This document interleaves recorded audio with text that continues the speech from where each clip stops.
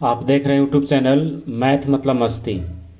इस चैनल पर आज क्लास 10th का मैथ एनसीईआरटी से और चैप्टर है उसका 3.2। तो 3.2 को आज देखेंगे। इसके पहले वाले वीडियो में 3.2 के लिए जो भी फार्मूला है या कॉन्सेप्ट है उसको पहले हम बता चुके हैं। और आज के क्लास में शुरू करते हैं चैप्टर 3.2 को। तो इसमें जितना भी क्वेश्चन है उसको हम लोग टोटल आज देखेंगे, लेकिन इस चैप्टर में क्या है, कुछ ग्राफ से संबंधित है। तो ग्राफ वाला चैप्टर हम लोग अभी छोड़ दिए हैं, क्योंकि ग्राफ के लिए एक स्पेशल वीडियो रहेगा जिसमें केवल ग्राफ को बताया जाएगा। और उसमें 3.1 का हो या 3.2 का हो या तो फिर इसके आगे का कोई क्वेश्चन हो या तो फिर कोई उदाहरण का हो, तो सारे क्वेश्चन को हम लोग एक वीडियो में देखेंगे, यानी ग्राफ वाले वीडियो में। तो ग्राफ का कोई क्वेश्चन अगर इसमें होगा तो उसको छोड़ करके हम लोग आगे बढ़ेंगे और ग्राफ के दिन उसको टोटल क्लियर करेंगे। तो चलिए शुरू करते हैं 3.2 को। देखिए, इसका पहला क्वेश्चन है, कह रहा है कि निम्न समस्याओं में रैखिक समीकरण के युग्म बनाइए और उन्हें ग्राफीय विधि से हल कीजिए। इसमें क्या करना है कि रैखिक समीकरण का युग्म बनाना है, उसको ग्राफीय विधि से उसका हल ज्ञात करना है। तो हम लोग क्या करते हैं, ग्राफीय विधि से तो अभी हल ज्ञात नहीं करेंगे, लेकिन इसमें हम लोग पहले इसको दो रैखिक वाले समीकरण युग्म में बदलेंगे। तो देखिए क्या लिखता है, क्वेश्चन को पढ़िए। इसमें फर्स्ट वाला क्वेश्चन, पहला क्वेश्चन कह रहा है, कक्षा 10 के 10 विद्यार्थियों ने एक गणित की पहली प्रतियोगिता में भाग लिया। यानी कक्षा 10 का विद्यार्थी था, उसकी संख्या कितना था, 10 था। इसने गणित के एक पहली प्रतियोगिता में भाग लिया। यदि लड़कियों की संख्या जो है लड़कों की संख्या से 4 अधिक हो तो प्रतियोगिता में कितने लड़का और लड़की जो है भाग लिए थे। तो इसमें ये दो चर वाला रैखिक समीकरण बनेगा। ऐसे बनने के लिए तो ये द्विघात समीकरण ही बन सकता है, लेकिन हम लोग इसको बनाएंगे दो चर वाला रैखिक समीकरण, क्योंकि ऊपर में ये लिखा हुआ है कि रैखिक समीकरण के युग में इसको बदलिए यानी बनाइए। तो चलिए शुरू करते हैं। तो इसमें लिखना पड़ेगा, मान लिया कि लड़कों की संख्या बराबर x और लड़कियों की संख्या बराबर y। देखिए, तो लिखिए इसका पहला क्वेश्चन, मान लिया कि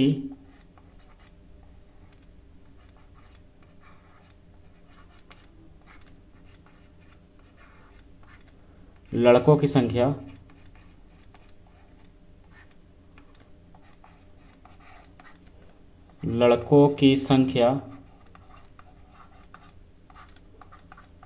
बराबर x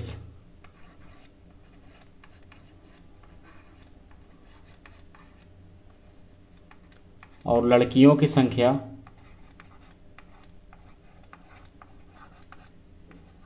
बराबर y। अब यहाँ से लिखेंगे चूंकि पहली शर्त से।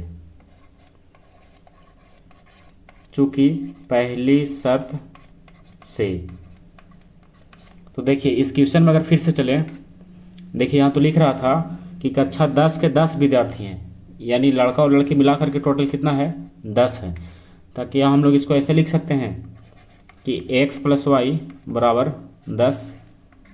ये समीकरण 1 हो गया, यानी x है लड़का और y है लड़की।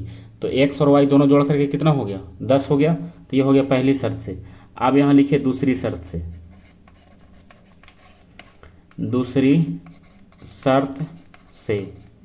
देखिए दूसरी शर्त के लिए फिर से क्वेश्चन में चलिए।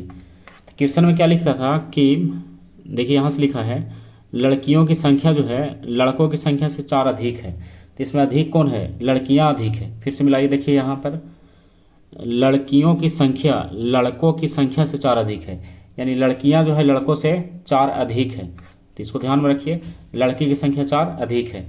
तो एक तरफ लिख दीजिए x और एक तरफ लिख दीजिए y। लेकिन अधिक कौन है, अधिक है लड़कियां, यानी y 4 अधिक है। तो बराबर करने के लिए हम लोग इसको क्या करेंगे, इसमें से 4 जो है माइनस कर देंगे तो बराबर हो जाएगा। जैसे यहाँ पर कह रहा है कि x जो है और y जो है, इसमें y जो है x से 4 अधिक है। जैसे एक उदाहरण लिया जाए, जैसे मान लीजिए यहाँ पर 7 है और ये क्या है, 3 है। ये कितना है, 3 है, और हमको क्या करना है, इसको बराबर करना है। तो जब बराबर करेंगे इसको तो इसमें क्या करेंगे, -4। और -4 क्यों करेंगे, क्योंकि 7 जो है 3 से 4 अधिक है, तो -4 इधर करेंगे। और अगर जोड़ना रहे तो इधर +4 करेंगे। फिर से मिला लीजिए। क्वेश्चन में कह रहा था कि लड़कियों की संख्या यानी वाई एक से क्या है 4 अधिक है, तो हम लोग क्या करेंगे, वाई में 4 घटाएंगे। तो वही तो किए हैं कि वाई में 4 इसको क्या किए माइनस कर दिए। तो यहाँ पर फिर से क्या बनेगा, एक समीकरण बनेगा। इसको हम लोग ऐसे लिख सकते हैं कि x माइनस वाई और बराबर ये हो गया -4 और इसको कर दिए समीकरण 2। तो ये क्या हो गया कि समीकरण के रूप में लिखा गया, रैखिक समीकरण। अब इसके बाद क्या करना था, इसके बाद करना था कि आप इसको ग्राफीय विधि से हल ज्ञात करें। तो अब इस क्वेश्चन को हम याद दिलाएंगे उस दिन जब ग्राफीय विधि से हम लोग हल करते रहेंगे। तो आप भी इसको ध्यान में रखिएगा, ग्राफीय विधि से हम इसको हल करेंगे तब। यहाँ तक समीकरण इसका तैयार हो गया। आप चलिए दूसरा क्वेश्चन में, क्वेश्चन नंबर 2। तो क्वेश्चन नंबर 2 के लिए पहले आप क्वेश्चन को पढ़िए। देखिए क्वेश्चन क्या था इसका, क्वेश्चन यही है, अगर आपके पास बुक है तो वहाँ से मिलाइए। कह रहा है कि 5 पेंसिल, देखिए 5 पेंसिल और 7 कलम, देखिए 5 पेंसिल और 7 कलम, इसका कुल मूल्य कितना है, 50 रुपया है। 5 पेंसिल और 7 कलम का मूल्य है 50 रुपया। ये तो एक साइड का हो गया, मतलब समीकरण 1 का हो गया। और फिर है 7 पेंसिल और 5 कलम, अब इसका मूल्य है कितना रुपया, 46 रुपया। तो एक कर देंगे समीकरण 1 में और एक कर देंगे समीकरण 2 में, और दोनों फिर तैयार हो जाएगा। और उसके बाद ग्राफीय विधि से फिर इसको हल ज्ञात करना होगा। तो पहले इसमें क्या मानना पड़ेगा कि मान लिया कि एक पेंसिल का मूल्य x रुपया और एक कलम का मूल्य y रुपया है। आप याद कीजिए इसके पहले वाले चैप्टर में वहाँ पर क्या था, सेब का मूल्य, केले का मूल्य, बल्ले का मूल्य, गेंद का मूल्य, उस टाइप का क्वेश्चन आया था, उसी के जैसा यहाँ भी है। तो एक पेंसिल का मानेंगे x रुपया और एक कलम का मानेंगे y रुपया। उसके बाद फिर से क्वेश्चन में हम लोग आएंगे। तो पहले लिख लीजिए, इसको लिखेंगे। मान लिया कि ये लाइन जो है पैराग्राफ चेंज करके लिखाता है, आप पैराग्राफ चेंज करके ही पूरा लिखिएगा। मान लिया कि एक पेंसिल का मूल्य, एक किसका मूल्य, पेंसिल का मूल्य बराबर कितना रुपया, x रुपया। और फिर से एक कलम का मूल्य बराबर y रुपया हो गया। अब यहाँ से लिए चूंकि पहली शर्त से,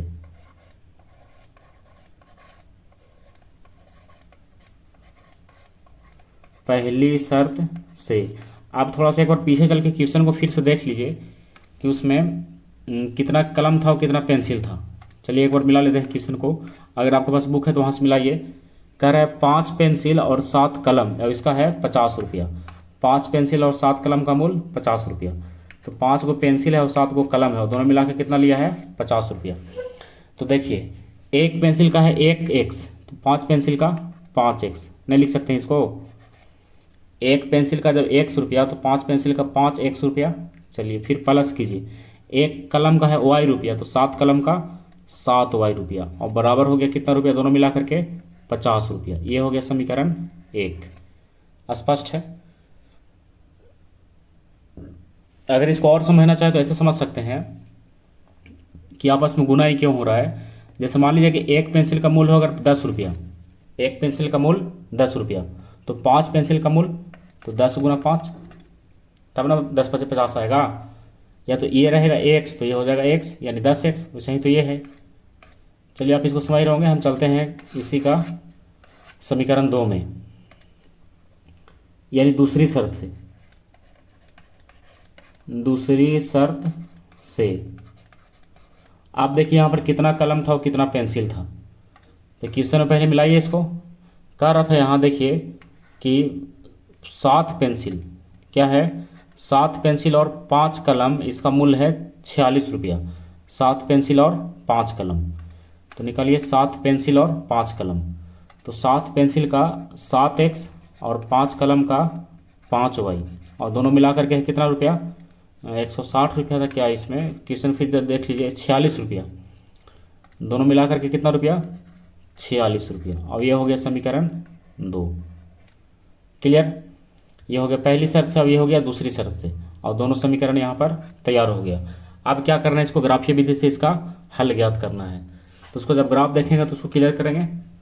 तो दोनों क्वेश्चन क्लियर हो गए यहाँ तक, यानी ग्राफीय विधि से छोड़ करके और इसका रेखीय समीकरण में लिखा गया। तो अब चलिए क्वेश्चन नंबर 3 में क्या है। तो पहले देखिए क्वेश्चन नंबर 3 है कहाँ इसमें, ये है 3.2 का, तो एक पहला का ही दोनों हो गया, और इसके बाद देखिए यहाँ है क्वेश्चन नंबर 2 का। देखिए इसमें क्वेश्चन नंबर 2 यहाँ है, तो 2 में कह रहा है, क्वेश्चन को पहले पढ़ लीजिए कि A1/A2 यहाँ पर बटा छूट गया है, और B1/B2 और C1/C2 की तुलना कर ज्ञात कीजिए कि निम्न समीकरण युग्म द्वारा निरूपित रेखाएं एक बिंदु पर प्रतिच्छेद करती है या समांतर है या समपाती है। यानी रेखा कैसा है ये ज्ञात करना है, प्रतिच्छेदी है, समांतर है या समपाती है। तो पहले क्या करते हैं, क्वेश्चन लिख लेते हैं, उसके बाद आप एक क्वेश्चन इसमें सीख लीजिए और इसी के जैसा इसका पूरा नीचे तक बनेगा। क्वेश्चन नंबर 2 भी बनेगा और 3 भी बनेगा और 4 भी बनेगा। तो पहले एक क्वेश्चन लिखते हैं, उसके बाद देखते हैं क्या होता है। देखिए क्वेश्चन नंबर दूसरा का पहला। तो सबसे पहले इसमें क्या करेंगे, इसमें लिखने का ढंग समझ लीजिए। सबसे पहले क्या करेंगे, इसमें यहाँ पर आप देख रहे होंगे कि समीकरण 1 और 2 लिख दिए हैं। उसके बाद इसमें लिखेंगे चूँकि A1 बराबर और B1 बराबर और C1 बराबर, ये हो गया। और उसके बाद है A2 बराबर, B2 बराबर, C2 बराबर। तो पहले सबको लिखिए। तो आप इसमें ध्यान रखिए कैसे निकलेगा ये। तो हम पहले भी बताए होंगे कि समीकरण 1 में A1 B1 C1 रहेगा और समीकरण 2 में A2 B2 C2 रहेगा। तो चलिए समीकरण 1 में तो AX वाले के साथ रहेगा A1, Y वाले के साथ B1 और जो अंक बचेगा C1, और सही 2 में भी रहेगा X वाला A2, Y वाला B2 और अंक वाला C2। तो A1, चलिए समीकरण 1 में X के साथ कितना है, 5 है, प्लस में 5 है, प्लस में 5 हो गया। चलिए B1 कितना है, -4 है, C1 कितना है, 8 है, हो गया। अब आइए A2 में। तो A2 में पहले X वाला है 7 और B2 वाला है 6 और C2 वाला है -9, ठीक है। अब यहाँ पर क्या लिखिए, आप लिखिए यहाँ पर सूत्र से, या फिर यहाँ पर लिख सकते हैं अब तुलना करने पर। क्या करना है, इसका तुलना करना है। तुलना करने पर, तो तुलना करेंगे तो क्या होगा, ये लिखाएगा A1/A2, B1/B2 और C1/C2। इसके बीच में कोई भी चिन्ह नहीं देंगे, क्योंकि ये बराबर होगा कि नहीं होगी तो बाद में पता चलेगा। इसलिए आप इसको केवल लिख लीजिए, तुलना कीजिए A1/A2, B1/B2 और C1/C2। अब इसका वैल्यू रखिए। A1 कितना है, A1 है 5 और A2 कितना है 7, 5/7 हो गया।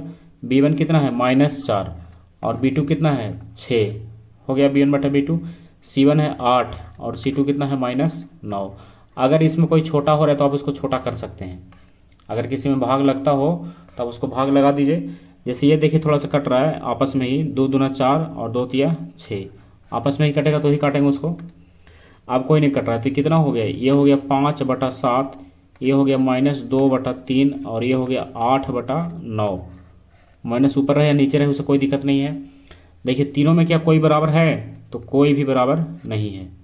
ए भी बराबर नहीं है, ए भी बराबर नहीं है।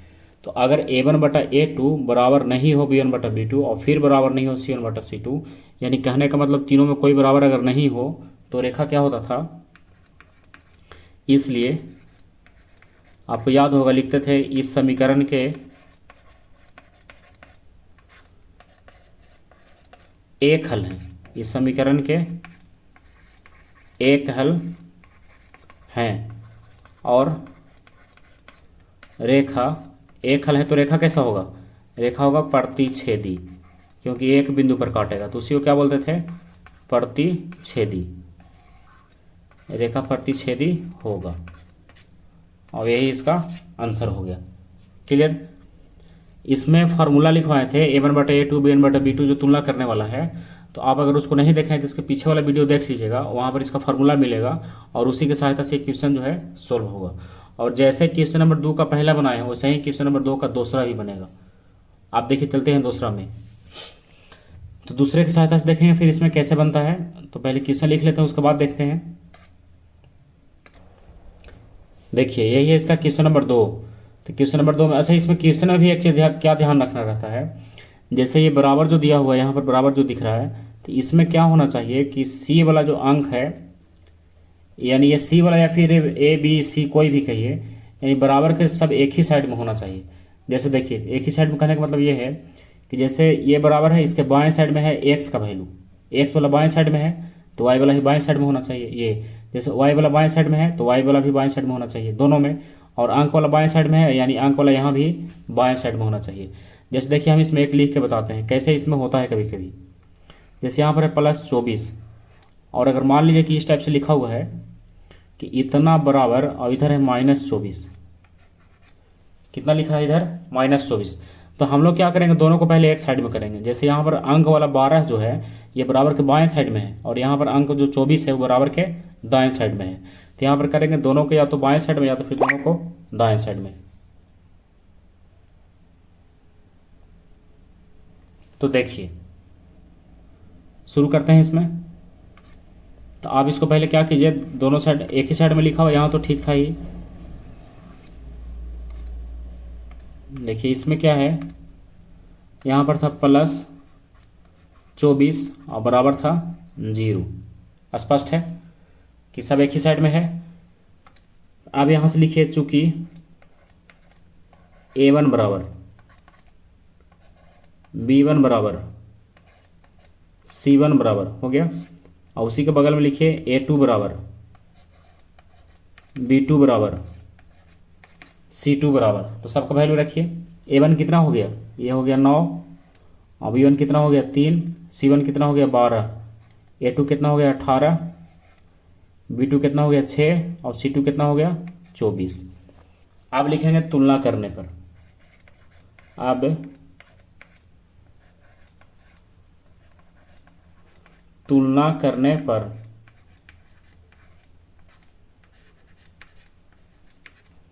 तो पहले लिखिए A1 बटा A2, B1 बटा B2, C1 बटा C2।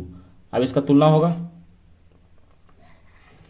तो देखिए इसमें क्या है, A1 का वैल्यू रखिए 9 बटा A2 18, B1 का हो गया 3 और B2 6, C1 का हो गया 12 और C2 हो गया 24। अब अगर इसमें कोई आपको छोटा होता दिख रहा है तो उसको छोटा कर दीजिए। देखिए 9 से 18 गया 2 बार में, 3 से 6 गया 2 बार में, और 12 से 24 गया 2 बार में, और ऊपर तो सबका 1 रहेगा ही। अब ये बच रहा है कितना, इसमें यहाँ पर बच रहा है 1/2, इसका ही बच रहा है 1/2, और इसका ही बच रहा है 1/2। तो तीनों क्या है, बराबर है। तीनों क्या हो गया, बराबर हो गया। और अगर तीनों बराबर हो तो इसलिए यह समीकरण जो है, या फिर यह समीकरण है, इस समीकरण के लिखिए, इस समीकरण के कितना हल है ये लिखना है। तो अगर तीनों बराबर हो तो इस समीकरण का कितना हल होगा, इस समीकरण के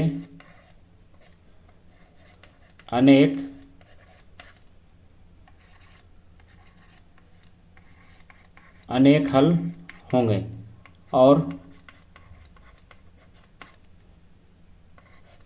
रेखा कैसा होगा, अनेक हल होगा तो रेखा कैसा होगा, रेखा समपाती होगा, क्योंकि अनेक बिंदु पर प्रतिच्छेद करेगा तो रेखा क्या होगा, समपाती होगा। और यही इसका आंसर है। तो चलिए हो गया क्वेश्चन नंबर दूसरा का दूसरा। अब चलते हैं क्वेश्चन नंबर दूसरा के तीसरा की तरफ। देखिए पहले क्वेश्चन लिख लेते उसके बाद देखते हैं। देखिए यही है क्वेश्चन नंबर दूसरा का तीसरा। तो सबसे पहले इसमें जांच करके देख लिए कि सब बाएं साइड में लिखा हुआ है। तो हम लोग शुरू करेंगे कहाँ से, A1 B1 C1 लिखने के लिए। तो A1 बराबर B1 बराबर C1 बराबर, अब इसके बगल में ही लिख दीजिए A2 बराबर B2 बराबर C2 बराबर। तो A1 कितना हो गया 6, B1 कितना हो गया -3, C1 कितना हो गया +10, और A2 हो गया +2, और B2 हो गया -1। देखिए यहाँ पर y है तो कुछ नहीं, तो यहाँ पर -1 होगा, और ये हो गया +9। तो अब लिखेंगे क्या करने पर, तुलना करने पर। अब तुलना करने पर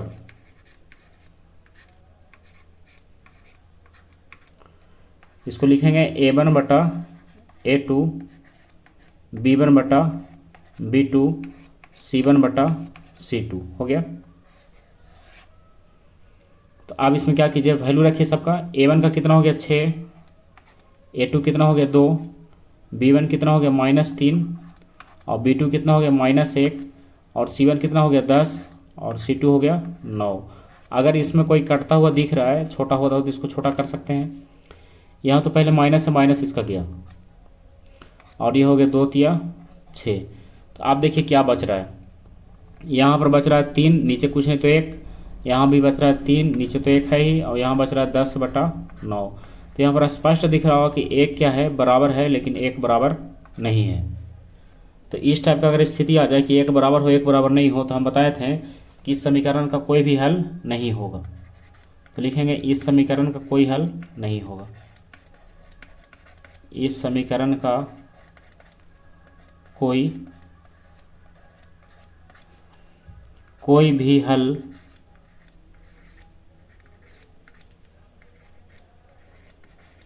नहीं होगा। और रेखा कैसा होगा,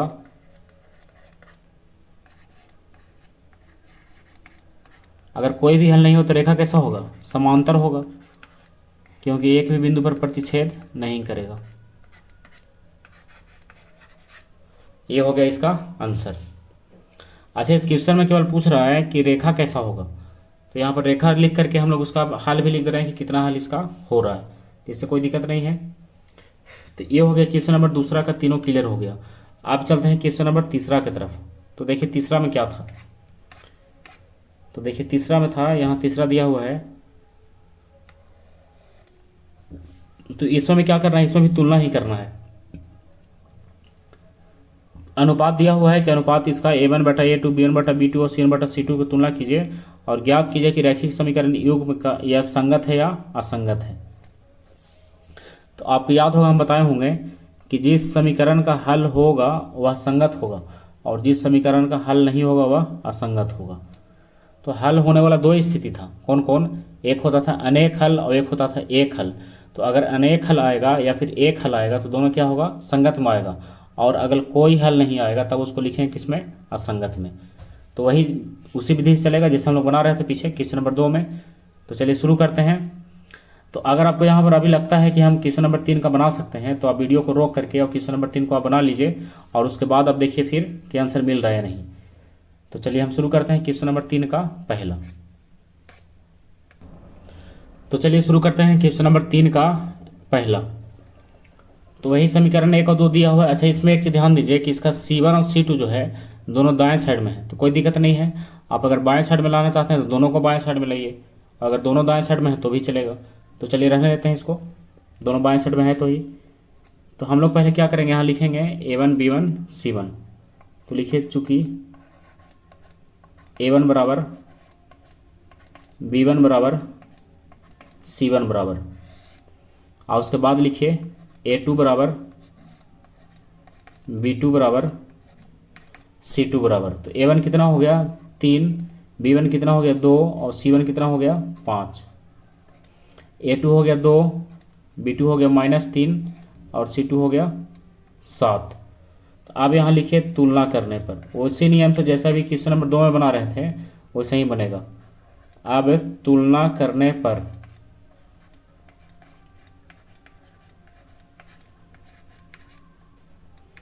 तुलना कीजिएगा तो इसमें लिखिए A1 बटा A2, B1 बटा B2 और C1 बटा C2। क्लियर है। तो आप सबका वैल्यू रखिए। A1 कितना हो गया 3, A2 हो गया 2, B1 हो गया 2 और B2 हो गया -3 और C1 हो गया 5 और C2 हो गया 7। अब अगर इसमें कोई छोटा होता दिख रहा है तो आप उसको छोटा कर सकते हैं, और अगर छोटा नहीं हो रहा है तो डायरेक्ट इसका बराबर का और बराबर नहीं का चिन्ह लगाइए। इसमें कोई बराबर नहीं है, यहाँ पर क्या है 3/2 है, लेकिन यहाँ पर -2/3 है ना, यानी इसमें माइनस लगा हुआ है, तो ये भी बराबर नहीं है। तो ये बराबर नहीं है, ये भी बराबर नहीं है। तो आप यहाँ पर लिख सकते हैं इसलिए इस समीकरण के, यहाँ पर तो लिखना है खाली संगत और असंगत, लेकिन हम लोग क्या करते हैं, हल लिख करके संगत असंगत लिखते हैं। इस समीकरण के, और स्पष्ट होगा इससे, अगर तीनों बराबर नहीं हो तो कितना हल होगा, इस समीकरण के एक हल है। कितना हल है, एक हल है। और यह अगर हल है तो क्या होगा, संगत होगा। यह क्या होगा, संगत होगा। क्वेश्चन नंबर पहला क्लियर हो गया। अब ऐसे ही क्वेश्चन नंबर दूसरा बनाएंगे। तो चलिए दूसरा को देखते हैं अब। यही है क्वेश्चन नंबर इसका तीसरा का दूसरा। तो लिखिए पहले, चूंकि A1 B1 C1, अच्छा इसमें C1 और C2 देखिए ठीक ठाक दिया हुआ है, दोनों दाएं साइड में है। तो डायरेक्ट चलते हैं, A1 बराबर B1 बराबर C1 बराबर, अब इस साइड में लिख देंगे A2 बराबर B2 बराबर C2 बराबर। तो A1 का कितना हो गया, 2 हो गया, B1 का कितना हो गया -3, और C1 का हो गया 8, A2 का हो गया 4, और B2 का हो गया -6, और C2 का हो गया 9। सबका लिख दिए। अब लिखेंगे तुलना करने पर। अब तुलना करने पर, तो तुलना करेंगे तो लिखेंगे A1 बटा A2, B1 बटा B2, C1 बटा C2। अब इसका वैल्यू रखिए। तो देखिए A1 कितना हो गया इसमें 2, और A2 हो गया 4, B1 हो गया -3, और B2 हो गया -6, C1 हो गया 8, और C2 हो गया 9। अब इसको देखिए, छोटा अगर हो रहा है तो छोटा कीजिए। तो यहाँ पर दिख रहा है कि छोटा होगा ये, 2 दूना 4, ऊपर तो 1 रहेगा ही, माइनस इसका माइनस गया, और 3 दूना 6, ऊपर 1 रहेगा, और इसमें कोई छोटा नहीं होगा। तो ये हो गया यहाँ 1/2, इसका भी आ गया 1/2, और इसका आ गया 8/9। देखिए ये वाला दोनों क्या है, बराबर है, ये बराबर नहीं है। तो अगर एक बराबर हो एक बराबर नहीं हो, तो इसमें हम लोग क्या याद किए थे कि इसका कोई भी हल नहीं होगा। तो लिखेंगे इस समीकरण का कोई हल नहीं है। इस समीकरण का कोई भी हल, कोई भी हल नहीं है, और यह क्या होगा, असंगत होगा। काहे कि हल नहीं है तो असंगत होगा, असंगत होगा। और यही इसका आंसर हो गया। इसमें एक चीज़ और ध्यान रखिएगा, असंगत को विरोधी भी बोला जाता है। असंगत को क्या बोलते हैं, विरोधी, और संगत को बोलते हैं आश्रित। जैसे विरोधी एक दूसरे का विरोध कर रहा है तो कटेगा नहीं कहीं, तो समझ जाइए कि इसका कोई हल नहीं है। तो क्या बोलेंगे, असंगत बोलेंगे, यानी उसी को बोलेंगे विरोधी। और अगर विरोध नहीं कर रहा है तो कहीं ना कहीं इसमें कटेगा, यानी उसका हल होगा। ऐसे आप ध्यान रख सकते हैं। तो क्वेश्चन नंबर 3 का 2 हो गया। अब चलते हैं क्वेश्चन नंबर 3 की तरफ, तीसरा का तीसरा। देखिए क्वेश्चन में सही है, इसमें C1 और C2 दोनों दाएं साइड में है, तो उससे कोई दिक्कत नहीं। आप लिखिए इसमें A1 B1 C1 जो लिखते हैं, A1 बराबर B1 बराबर C1 बराबर हो गया। और उसके बाद लिखिए A2 बराबर B2 बराबर C2 बराबर। तो सबका वैल्यू रखिए। पहले A1 कितना हो गया, तो x के साथ लगा हुआ है 3/2, तो A1 का वैल्यू कितना हो गया, 3/2। क्लियर है। और B1 में हो गया 5/3, देखिए 5/3, और C1 में हो गया 7। क्लियर। अब आइए A2 में, तो ये हो गया 9, और B2 कितना हो गया -10, और C2 कितना हो गया 14। तो तीनों का हो गया। अब लिखते हैं तुलना करने पर। अब तुलना करने पर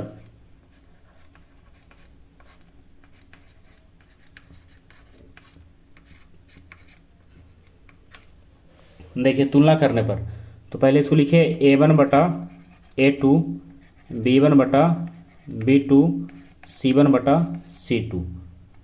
अब इसको तुलना कीजिए। A1 का वैल्यू कितना है, सबसे पहले तो इसका मेन बटा हो गया, उसके ऊपर हो गया A1 का वैल्यू 3/2।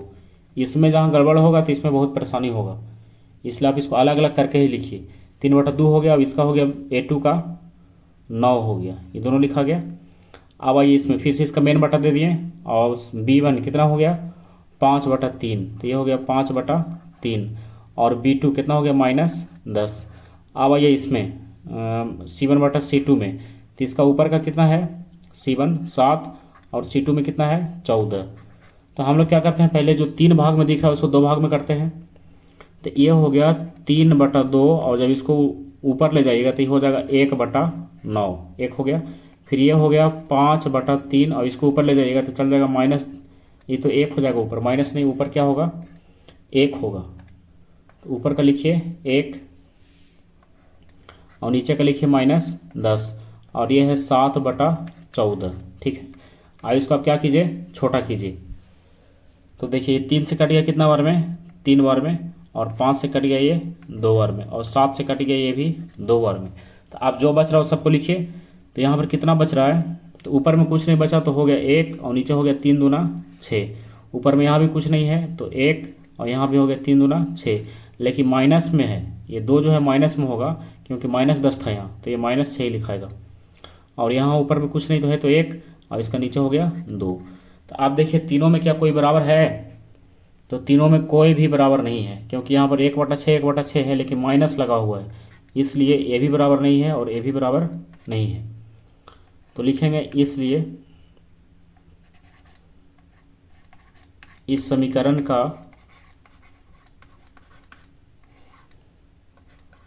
एक हल है। तीनों बराबर नहीं है तो कितना हल है, एक हल है। और यह संगत होगा, क्योंकि हल है तो संगत होगा, संगत होगा। क्लियर है, समीकरण का एक हल है या कैसा होगा, संगत होगा। तो ये हो गया क्वेश्चन नंबर तीसरा का तीसरा। आप चलते हैं क्वेश्चन नंबर तीसरा के चौथा की तरफ। देखिए क्वेश्चन नंबर तीसरा का चौथा, देखिए ये है क्वेश्चन नंबर तीसरा का चौथा। तो सबसे पहले इसमें लिखिए A1 B1 C1, क्योंकि C1 और C2 तो देख रहे हैं कि दाएं साइड में दोनों है ही, तो लिखिए A1 बराबर B1 बराबर C1 बराबर, और उसके बाद है A2 बराबर B2 बराबर C2 बराबर। तो पहले A1 लाइए, कितना है ऊपर से 5 और B1 -3 C1 11, A2 -10 B2 6 और C2 -22। फिर लिखेंगे अब तुलना करने पर, अब तुलना करने पर, तो लिखिए इसको A1 बटा A2 B1 बटा B2 C1 बटा C2। तो अब इसका तुलना कीजिए, A1 कितना है, इसका वैल्यू रखेंगे A1 का 5 और A2 है -10 हो गया, B1 -3 और B2 है 6, C1 है 11 और C2 है -22। तो देखिए इसमें कहीं कहीं छोटा हो रहा है तो आप उसको छोटा कर लीजिए। पहले तीनों में ही छोटा हो रहा है, 5 दूना 10, ऊपर में कुछ नहीं तो 1 बच रहा है, 3 दूना 6, इसका भी ऊपर में 1 बच रहा है, 11 दूना 22, इसका भी ऊपर में 1 बच रहा है। तो देखिए अब क्या बच गया इसमें, और तीनों में माइनस भी दिख रहा है क्योंकि माइनस तो कटा नहीं है। तो ये हो गया 1/-2, ये भी हो गया 1/-2 और ये भी हो गया 1/-2। तो तीनों में तीनों क्या है, आपस में बराबर है। तो अगर तीनों बराबर हो तो इसका कितना हल होगा, एक हल होगा। इसलिए इस समीकरण के एक हल है। इस समीकरण का कितना हल है, एक हल है। इस समीकरण का एक हल है।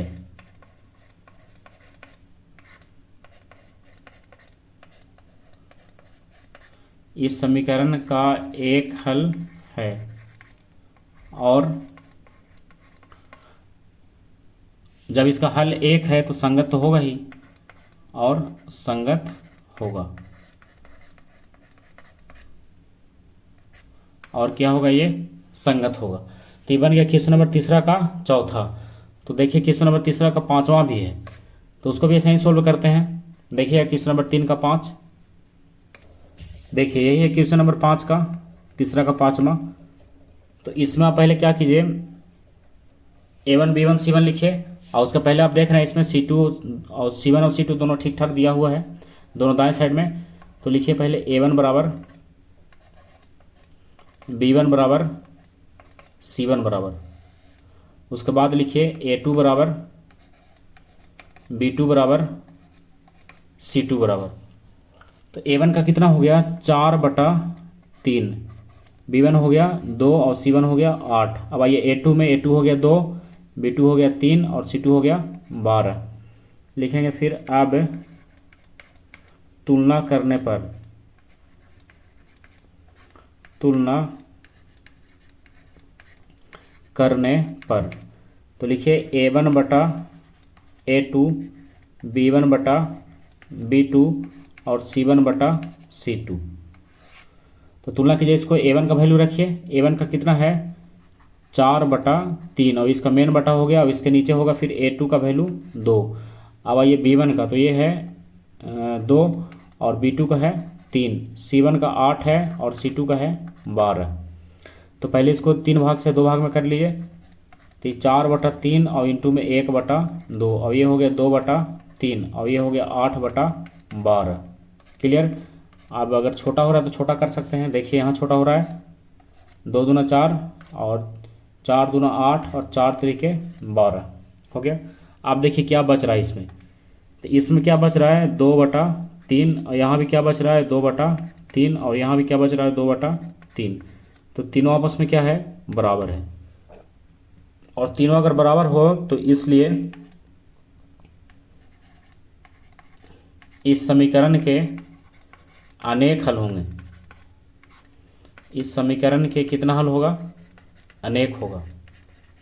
इस समीकरण के अनेक हल होंगे और यह संगत होगा। बताए थे कि अगर हल होगा तो संगत होगा, संगत होगा, यही इसका आंसर है। तो ये हो गया क्वेश्चन नंबर तीसरा का 5वां। तो आप देखिए क्वेश्चन नंबर तीसरा के बाद चौथा का क्या है। तो चौथा में है, फिर से वही क्वेश्चन है चौथा में, कि निम्न रैखिक समीकरण युगों में से कौन से युग में संगत है असंगत है, यदि संगत है तो ग्राफीय विधि से इसको हल ज्ञात कीजिए। तो सबसे पहले इसमें जांच करना है कि संगत है कि नहीं, तो हम इसको जांच करेंगे फिर से सही संगत है या नहीं है, और उसके बाद फिर क्या करेंगे, इसको ग्राफीय विधि से इसका हल ज्ञात करेंगे। तो चलिए देखते हैं इसका क्वेश्चन नंबर 4 का संगत है या असंगत है, और ग्राफ से तो आगे हम लोग देखेंगे, तो पहले संगत और असंगत की जांच कर लेते हैं। देखिए, तो देखिए यही है क्वेश्चन नंबर चौथा का पहला। तो सबसे पहले इसमें वही लिखिए A1B1C1, और इसके पहले लिखने का पहले आप जांच कर लीजिए कि इसका C1 और C2 जो है दोनों एक साइड में होना चाहिए। तो C1 और C2 क्या है, इसका एक साइड में दिया हुआ है। तो लिखते हैं A1 कितना हो गया, यहाँ पर केवल x है, इसका मतलब 1 होगा, और उसके बाद y है, इसका भी 1 होगा, और C1 में कितना है 5 होगा। अब A2 में कितना है 2 होगा, B2 में कितना है 2 होगा, और C2 में कितना है 10 होगा। तो अब लिखेंगे तुलना करने पर, अब क्या करने पर, तुलना करने पर। ऐसा ही तो क्वेश्चन नंबर इसका पहले वाला ही बनाए। अब तुलना करने पर, तो तुलना कीजिए, तुलना करेंगे तो लिखेंगे इसमें A1/A2, B1/B2, C1/C2। तो अब A1 का वैल्यू रखिए 1, A2 का 2, B1 का 1, B2 का 2, C1 का 5 और C2 का 10। इसमें देख रहे हैं 5/10 जो है ये आपस में ये छोटा हो रहा है, 5 दूना 10, तो कितना बच गया 1/2, फिर 1/2 और फिर 1/2, और तो तीनों आपस में क्या है ये बराबर है। अगर तीनों बराबर है तो यह क्या होगा, यह संगत होगा, क्योंकि इसका हल जो है अनेक है। क्या होगा, ये संगत होगा। अनेक हल होगा मतलब संगत है, और अनेक हल होगा तो रेखा कैसा होगा, रेखा इसका क्या होगा समपाती होगा। तो इसको ग्राफीय विधि से हल करना है, तो अगर इसका रेखा हम लोग बनाएंगे ग्राफ में तो समपाती रेखा ही बनेगा, जो हम लोग बाद में देखेंगे। लेकिन इसका हल जब समपाती हो गया, मतलब हल इसका अनेक हो गया, तो रेखा हो गया समपाती और यह हो गया संगत। तो अब यह हो गया क्वेश्चन नंबर 4 का दूसरा। अब चलते हैं क्वेश्चन नंबर 4 का पहला हो गया, ये चलते हैं क्वेश्चन नंबर 4 के दूसरा की तरफ। देखिए क्वेश्चन नंबर 4 का 2। देखिए यही है क्वेश्चन नंबर 4 का दूसरा। तो पहले लिखिए A1 बराबर B1 बराबर C1 बराबर, और उसके साथ लिखिए A2 बराबर B2 बराबर C2 बराबर। तो A1 कितना हो गया इसमें, A1 हो गया 1 और B1 हो गया -1 और C1 हो गया 8, A2 हो गया 3, B2 हो गया -3 और C2 हो गया 16। तो अब लिखिए तुलना करने पर, अब तुलना करने पर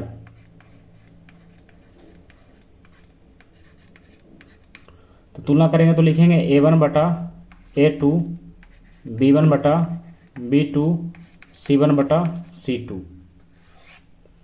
तो A1 का वैल्यू कितना है, इसको रखिए 1 और A2 कितना है 3, B1 कितना है -1, B2 कितना है -3 और C1 है 8 और C2 है 16। इसमें देखिए दो आपस में छोटा हो रहा है तो उसको छोटा कर लीजिए पहले।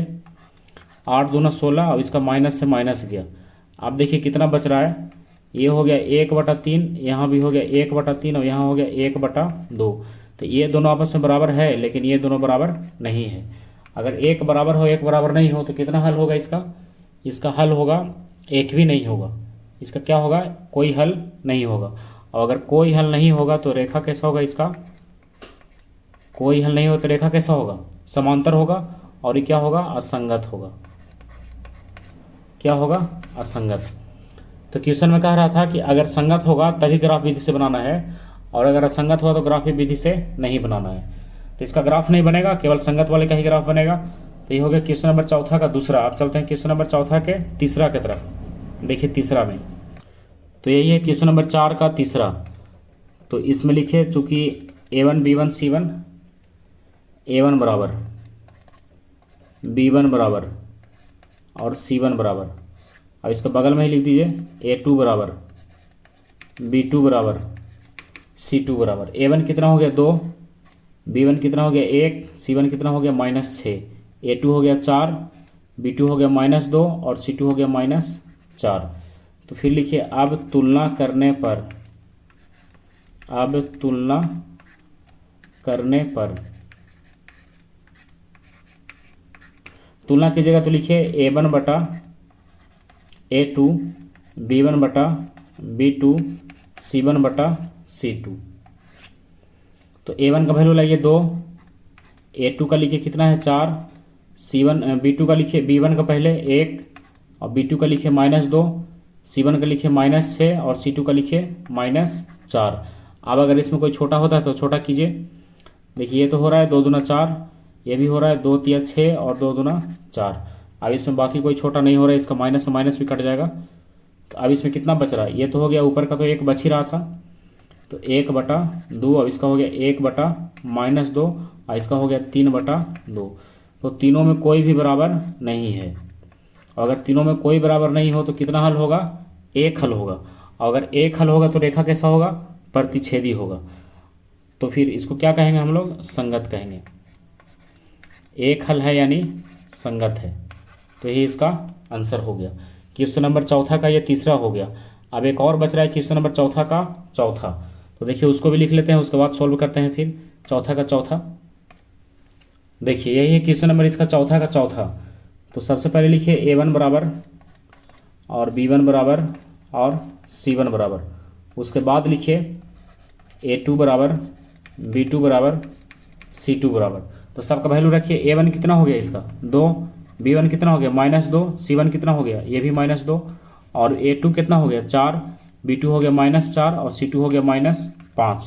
फिर लिखिए अब तुलना करने पर, अब तुलना